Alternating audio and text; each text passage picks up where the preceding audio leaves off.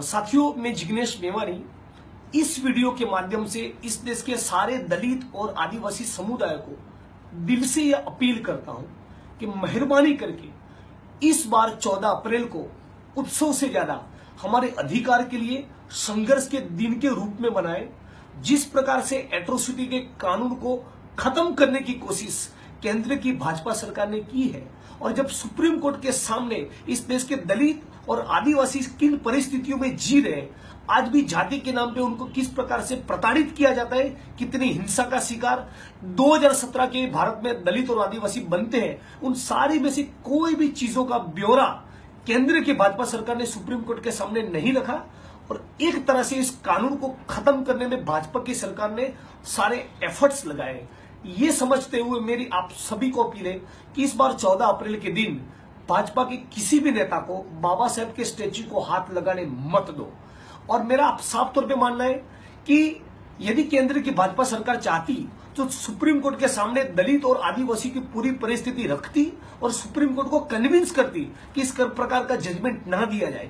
हजारों की तादाद में दलित लोग जब सड़कों पर उतरे, चक्का जाम किया, भाजपा सरकार का नाक दबाया और 11 लोगों ने बलिदान दिए, तब जाकर रिव्यू पिटीशन फाइल किया है। तो रिव्यू पिटीशन एक तरफ से कैसे कि पहले आप चाटा मारो और फिर मलम लगाओ, ठीक है। तो ये भाजपा की पॉलिसी है।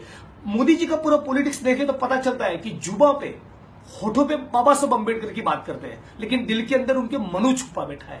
एक लफ्ज नहीं बोले, 11 लोग मारे गए। ऊना के मामले में भी दलितों का चमड़ा उधेड़ा, उनके विक्टिम्स को न्याय नहीं मिला। रोहित वेमुला की सांस्थानिक हत्या हुई।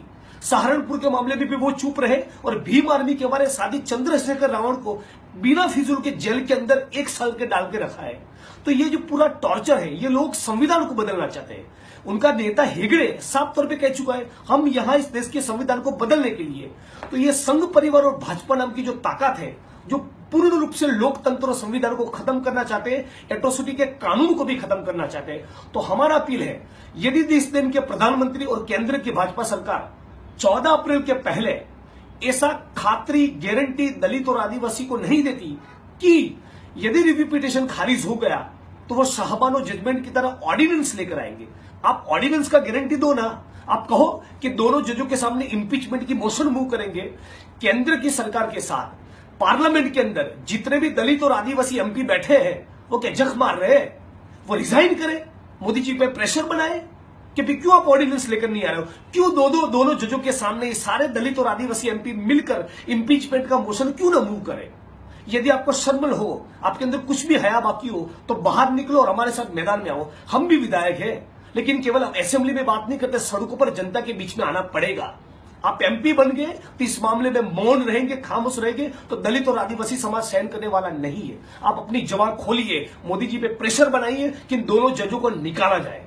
यदि आप ऐसा नहीं करते और 14 अप्रैल के पहले ऐसा कोई अनाउंसमेंट नहीं होता, तो भाजपा के किसी भी नेता को इस देश का दलित और आदिवासी बाबा साहब के स्टैच्यू को हाथ लगाने मत दे। और उस वक्त हम नहीं चाहते कि 1% की भी पब्लिक प्रॉपर्टी का नुकसान हो।